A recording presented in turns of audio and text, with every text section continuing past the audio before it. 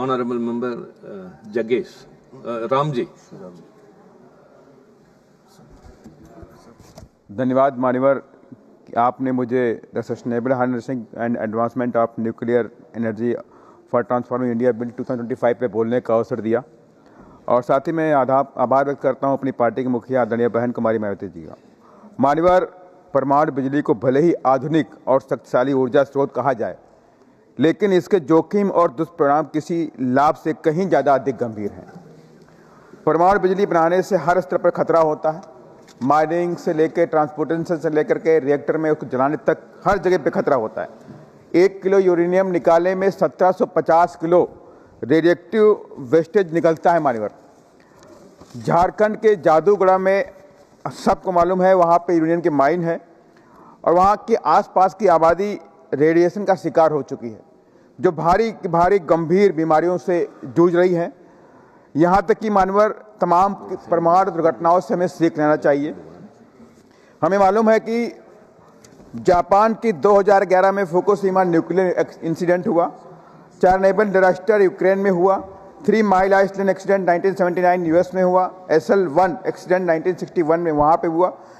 इसके अलावा मानवर इंडिया के अंदर भी हुआ। नरोरा में 1993 में फायर लगी जिसमें टरबाइन हॉल में आग लगी। कलपक्कम में 1987 में रिफ्यूलिंग एक्सीडेंट हुआ।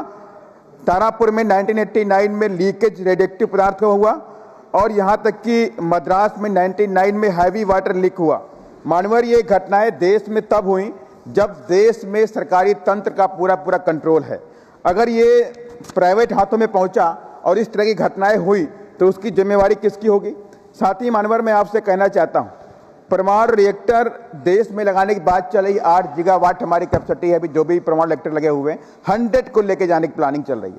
अब ये बात साफ है कि भारत 4 सेस्मिक जोनों में बटा हुआ है, high risk, very high risk, moderate and low risk. ये 4 जोन में बटा हुआ है। हाई रिस्क में इसको लगा नहीं सकते, मॉडरेट रिस्क में लगा सकते हैं या लो रिस्क में लगाएंगे। और जो मॉडरेट एरिया है सिस्मिक जोन का या low risk area seismic zone का है, वो पूरी पॉपुलेशन से डेंस एरिया है। अगर वहां पर इसको लगाते हैं, कोई मिस हैपनिंग हुई या टेरर से लेकर के या कोई पाकिस्तान से वार हुआ या चाइना से फ्यूचर में वार हुआ, कोई भी इस तरह की मिस हैपनिंग हुई तो एक बड़ी तबाही लेकर के आने वाला है मान्यवर।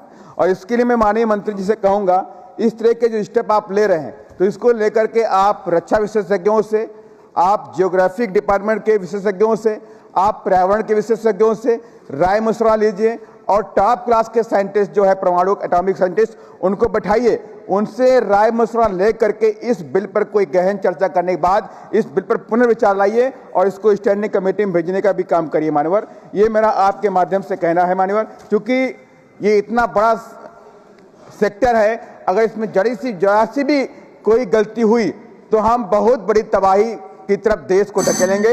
इन्हीं सब बातों के साथ मैं अपनी बात को खत्म करता हूं। जय भीम, जय भारत, धन्यवाद। Thank you mister Ram ji.